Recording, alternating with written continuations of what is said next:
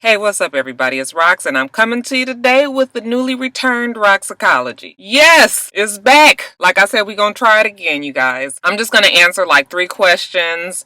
Like I had said before, I got a lot of long emails, and I just don't have the time to read it and then go through it like that. So if you guys want me to answer your questions and you send me one of them long messages, I need you guys to kind of figure out a way to condense it down, and then if you really want me to answer it, you can send it to me again, okay? If not, I'm sorry, but yeah, I don't have that time. I only have an hour lunch. But anyway, you guys, fun, right? All right, this is back. We're gonna see how it goes. So yeah, let's get to it.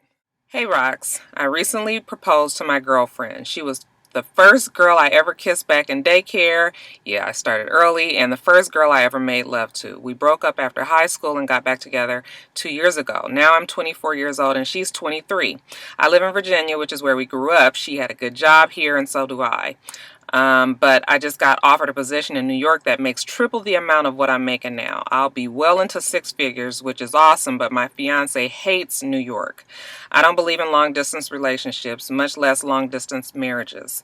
I love her with all my heart, and I told my best friend that I was going to decline the job and just stay here so I can be here with her. The reason she hates New York is because her mother and her 2 sisters were brutally murdered there 8 years ago, and she refuses to go back. However, I haven't even told her about my job opportunity. My best friend thinks I'm crazy for thinking about choosing my fiance over this job. What is your opinion of this? Am I crazy?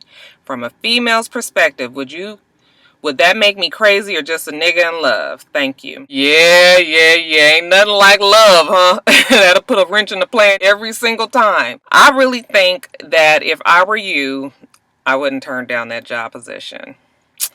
Yeah, I know that I am usually a romantic in certain things, but I have to be realistic about a lot of things as well. We have to look at the reality of the situation. Economy is not what it used to be. It is very difficult to find a job that pays anything decent, and if you're talking about decent money times 3, I just don't really see how I could advise you to turn something like that down. Now, it is a shame that your fiance doesn't want to move there, and nobody can tell her that she needs to move on or get over it or anything like that. I mean, I don't know if there would ever be a time where I could get over something like that happening, so I understand her side as well. I think I would tell her that I have this opportunity. I wouldn't just automatically say no to the position without her even having a chance to have a choice. Maybe if she starts to look at the whole big picture of how you guys could live, and even if you're planning on building for a family, maybe that might sway her. Now, chances are that might not sway her though, and you have to be prepared for that. But I think that, yeah, I wouldn't turn it down. I would not turn it down. You're right. Long distance relationships do not work. Not in the long run. It's just going to be a hard decision that you're going to have to make. Why can't she move to some of the outskirts of New York, like New Jersey or something like that? And maybe you could take a train in. I mean, there are other options. Is she just completely against moving up that way altogether? Or is she bendable? Okay. Would she move to New Jersey or something like that? I would give her a choice. I would give her the choice. But let her know that, yeah, you are thinking about taking this position, and hopefully she would agree to go with you. Also, if you guys break up a lot of times, I think relationships that are supposed to be together are the ones that are together. Okay, so if you moved and you guys got to the point where you felt like you couldn't live without each other, or she felt like she really wanted to be with you still, then maybe she would be willing to make the move. Can't expect that. You cannot expect that. But I think that absence sometimes make the heart grow fonder.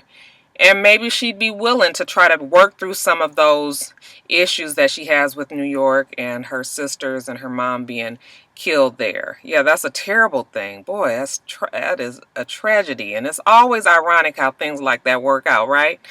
But yeah, good luck to you. Let me know what you decided, and if your girlfriend did decide to go along, or if you guys are going to work it out, or if you're going to have this long distance relationship, or whatever you decide, okay? Hey Rox, wanted to start by saying I enjoy your videos. I'll make it quick. I'm a 29-year-old woman with a 4-year-old son. I've been dating a man off and on for the past 3 years. I recently asked him if he was ready for marriage, and his response was a basic no. He told me I needed to change my personality. Needless to say, we are broken up again. I want to move on with my life, but I'm in love with him. He treats my son better than his own biological father. I just can't get him to commit all the way. Do you think I should give up on us or try and work it out? Girl, I'm just going to tell you, no, you don't need to try and work it out. First of all, you cannot make a man commit to anything. Okay, you cannot make a man get married if he's not ready, and you can't make a man commit to you. It's just something that they have to choose on their own, and I think most men would agree with me on that. The fact that you had to ask him if he was ever, if he was ready to get married, I mean, that should have told you right then that no, he's not ready, because he would have asked you, right? It's time to move on. It's time to move on. It ain't even no reason for you to keep stretching this out, okay?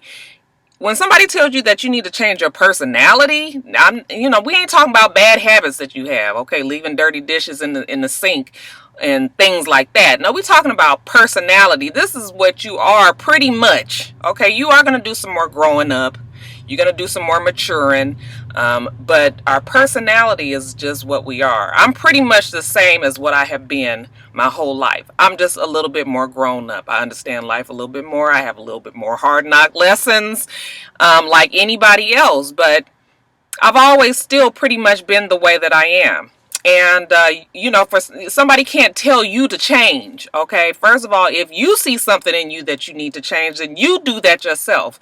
But I'm not fixing to change for anybody. You accept me the way that I am, or this just ain't gonna work. It was obviously working long enough for you guys to be on and off for some years, right? I mean, you guys are having sex and going out and doing all these things together. Yeah, no, I think he's just not ready to do it, period. As far as your son, yeah, it's sad. It's too bad that he's there for your kid, and your kid's, biological father. I don't really know what the issue is there, but it's hard when you're a single mother and you're trying to find somebody that's going to be really good with your kid, because I know that it's sometimes your kid might not like your mate, and then that adds more drama to everything. And it's great that he's good with your kid, but that's not his dad, first of all. So it's just best to just cut it now, okay? If you keep on doing this off and on with this man, and your son gets more and more attached with him, only for him to go away eventually, you've done your child a disservice, okay? He's still going to feel his absence, and even worse as he gets older. I think that you need to just put yourself back out there in the market and try to find somebody else, okay? Somebody else that's going to accept you for the way that you are. That doesn't mean just be going crazy and sleeping around and doing all that and bringing all these men around your kid and things like that, but you know what you want, and you know what you deserve in a relationship,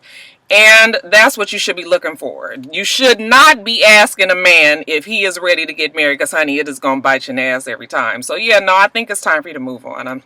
I know that's hard to say, easier said than done, but do it. You'll feel better in the long run. Hey, Rox. Okay, so once upon a time, I was sort of dating this guy. The chemistry between us was really strong, and I really enjoyed being around him. He also has a lot going for himself. We have been hanging out a lot for 1.5 years now, but I kept telling him that I just wanted to be friends. The thing that holds me back from going further is that I think he might be possibly gay. There's been no substantial evidence, but he is close to 30 and hangs around mostly females. He is in the music ministry at church, and homosexuality comes up a lot in our conversations. I don't know if it's because he thinks that I think that about him, or if it's because it's something in his mind that he is fighting. Not to mention, he has never tried to kiss me in the 1.5 years that we have hung out. And this has nothing to do with his church background, because he drinks and parties. He once mentioned to me that a guy he didn't get along with was hating on him with a girl by telling the girl that he was on the down low. But I was shocked that he brought that up, that I quickly changed the subject, but he gave me a look like that was out of the question. He also mentioned in the conversation that he was not gay. My issue is that he recently does not talk to me because he feels like our relationship is going nowhere. Is it worth trying to get back with him and pursuing a relationship, or should I just let him go? Do you think he's gay? I don't want to let a good guy go, but I don't want to end up on a Dateline special profiling women who married gay men. What do you do? What would you do? Girl, honey, I don't have no experience with this. But my regular common sense makes me feel like he might be a little bit not sure how he feels. He might not be sure if he is gay or not, or if he has attraction for men or not. So the fact that you guys have been hanging out all this time and he's never tried to kiss you, I mean, that is That's interesting. Like, where has your relationship gone? I mean, what makes it be so much chemistry and you guys don't have any type of contact like that? Y'all might be on two different pages here, okay? And, you know, you might be feeling way more stronger about him than he is about you. And maybe that's why he's cutting some of the contact. He throws out a lot of the gay conversation with you because he's filling you out. He wants to see how you're going to react to him if he is indeed gay. It's interesting that you're attracted to him and you would like all these things to happen because he's a good guy and everything. But then yet and still, when you can see there might be some gay tendencies there. And that in itself is kind of like a red flag. Because when I'm attracted to a man, gay never enters a picture. Okay, so the fact that he throws up a gay red flag every now and then I think that that's something that you know, you might kind of believe that he might be gay. I don't want to say the man is gay or anything, but maybe he's not really sure what he is. Or he might be bisexual. Okay, there's a lot of people who are bisexual that are in relationships. Is that something that you think that you can do? Because it happens. There's a lot of bisexual people that are in relationships with a straight person. And because, you know, you can't help who you love. I mean, you love who you love. So I believe bisexual people probably look at it this way. I just happen to be in love with a man at the time, or I just happen to be in love with a woman at the time. You know, it's not impossible, but it's still something that you have to be really secure in accepting. Yeah, girl, I don't know. It's up to you. If you think that you can be with a bisexual person, then, you know, have at it. But it doesn't sound like that's something that you want. And the fact that he's pulled away from you, it might be because he is confused about how he's feeling. And maybe he is ready to face the fact that he might have feelings for other men or whatever. But that's it. That's pretty much it. I don't really even know what else to say because, like I said, I don't have any experience in that. So other people who might know, you guys leave the comments in below and maybe help this help this one out, because I tried my best, but it seems like it's probably more to that answer that would help them. I'm a 20-year-old college student. I really need some insight on you to how to tell my family that I want to continue my higher education out of state. I graduated high school in May 2011 and I was accepted into several universities in my home state. However, my mom didn't want me to attend college, mainly because nobody on her side of the family attended college, so she didn't really see why I wanted to go. Her mom, my grandmother, played a pivotal role in my life too, but for some reason they both didn't want me leaving home whatsoever. Anyways, my grandma would see things on the news about negative things happening on college campuses, and she would always try to persuade me to leave my studies behind and move back home. I spent my freshman year living on campus, and I really enjoyed every minute of it. Through the summer of 2012, I found a part-time job in my home city, so I decided to stay and save money for a car. In which I did. I took online classes last semester and I'm currently taking them now. To sum everything up, I plan on attending Clark Atlanta University this upcoming fall, but I just don't know how to tell my family about my decision to move further away to pursue my degree. Could you give me some insight as to what I should do and or say? Thanks. Yeah, this one is hard, because I know that you try to do things that please your parents, your grandparents, and things like this. But in this case, this is just really something that you've got to look out for your own life, okay? I know it sounds real harsh and mean and everything, but your mom and your grandmother are not going to be here that much longer. That sounds really mean, but what I'm trying to say is that you have to look out for your own life. Okay, you're young. You're getting started on life. Your mom and your grandmother sound like they do rely on having you around because you're a man or whatever. I don't know if it's another man around, but if they depend on you emotionally or physically, you know, you protect them or things like that, they just want to know the fact, they just might want you to be around. People are old school as well. They didn't go to college and they feel like they made it out all right, so what you need to go to college for? That's what a lot of older people from old school generations kind of think. But the reality is this is a different day and age, okay? You have to have a degree. I mean, even for the most minuscule paying job, they're asking for bachelor's degrees now. So you have to look forward to how you want to live in time, because when they're not here any longer and you done got older and maybe done got married and had kids, school is much harder to come by. You cannot do it because you've got all these other responsibilities. I mean, it's not that it's impossible, but why do it then when you can do it now? Trust me, you are young. You need to get your education and live your life. And they're going to be really upset and they're going to throw the guilt trip on you and everything. But yeah, no, you can't not go. Okay. Yeah, I think it would be good if you had decided to stay in the state with them and everything, but they don't even sound like they're all that supportive of you going to school at all. So, even while you're there with them, that they keep on trying to talk you out of going and not seeing the value of you being in school and everything. You don't need that. You don't need that. And if you had a good time on campus, and that you thrive in an environment like that, then yeah, I would just sit them on down and be like, moms, grandmoms, I'm going, okay? And I know you're going to be real upset about it. I'll come back and visit. It's not like I'm leaving you guys forever. This might even help you guys, like, in the long run. I mean, I might be able to help you guys out financially if I get a good job and things like that. So, you just try to present it to them real positively. If they just keep on being negative with you, you're going to just have to try to learn how to put a wall up between you and that negativity and move on forward with your life. Okay, so that's it. Okay, and this is the last one, you guys. I love your channel and I think you're fab. I need some advice. I've been on and off with my boyfriend for almost a year now. I am 21, in college, car, and apartment. He is 24, has been on and off with jobs, no car, and lives at home. I have known him since high school and we reconnected through a mutual friend. Since we have been together, he has been unreliable. Our first date he canceled and I didn't hear from him again for weeks. He claimed it was a family emergency. We got back together. Then he went to Arkansas for Job Corps. He told me it was for basic training. I found out that wasn't true. We really connected in the months he was here, and I thought he was ready for a serious relationship. He came home at the end of October, and our relationship changed. He moved in with his aunt and cousins in Houston, which is an hour away from me. The calls became less frequent, and we didn't see each other as much as we said we would. We stayed together, though. On New Year's Eve, I looked at his Facebook messages and saw that he had been cheating on me. We broke up for a month, and I took him back. I know.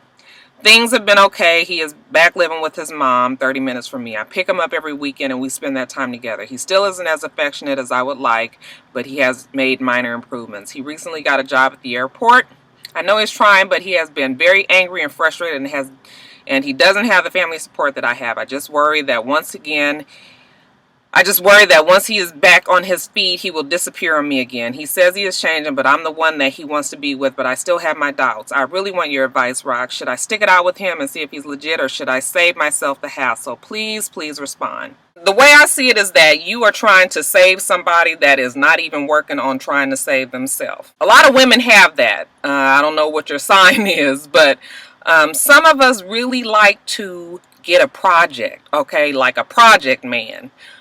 Somebody who's, he's pretty much a cool guy or whatever, but he's got all these issues, but we just keep on making excuses like, oh, he would be really, really good if, he just got a job, and if he just got a car, and if he just got an apartment, but he doesn't have that. And not only does he not have it, but he's not working on getting it. Okay, he's moving back and forth between his aunt and his mom and all of this. He is 25 years old almost. Okay, this is the time when you need to be starting to, you still got a lot of growing up to do, and you don't have to be settled by no way, but you have to be making strides to settle somewhere.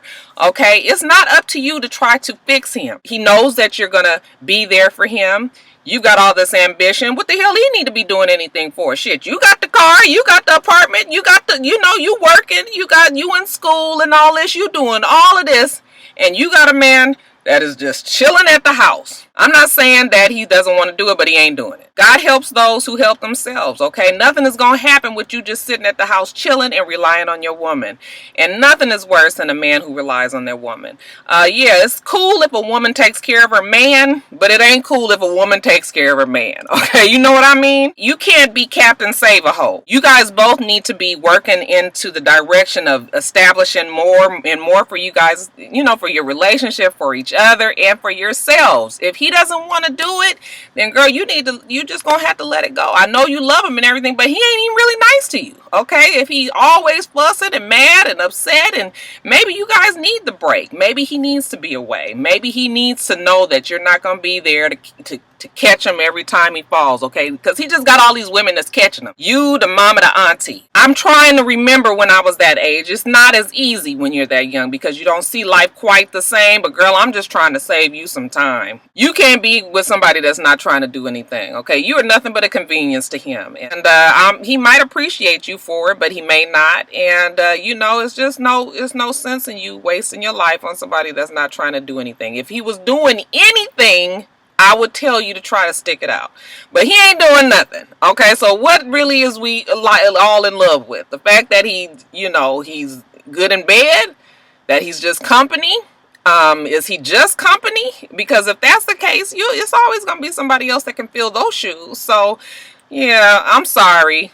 That sounds really, really, really harsh, but I wouldn't keep on with that. I wouldn't keep on with that. That's going to keep on going forever and ever. I know I got some friends, honey, that have been in this situation and continue to be in this situation and then been in it for years. I mean, I'm 42 and I've been knowing some of these people for a long time and they still doing the same thing. So it don't change. It just gets worse. It gets more frustrating.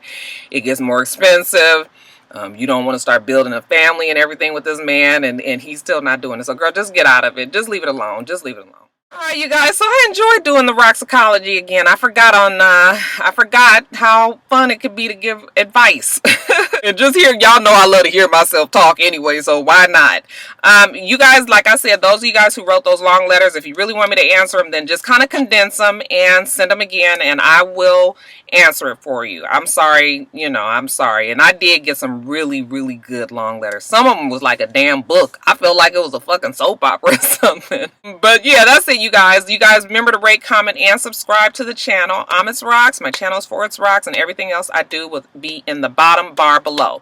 Also, I don't know if Scandal's going to be up this week. Listen, if it's not up by Sunday, you guys, it is not coming up, okay? We just going to try it again next week. I should have done like Roxicology on Wednesday, but y'all know I was tied up with my hair and everything. So, yeah, I'll make sure I get the video spaced out right next week. But this week, I had to get this Roxicology up because I've been holding these letters for a long time, okay? So, that's it, okay? I hope that you guys have a wonderful, wonderful rest of your day, and I plan on doing the same. Until next time, Roxstars, bye.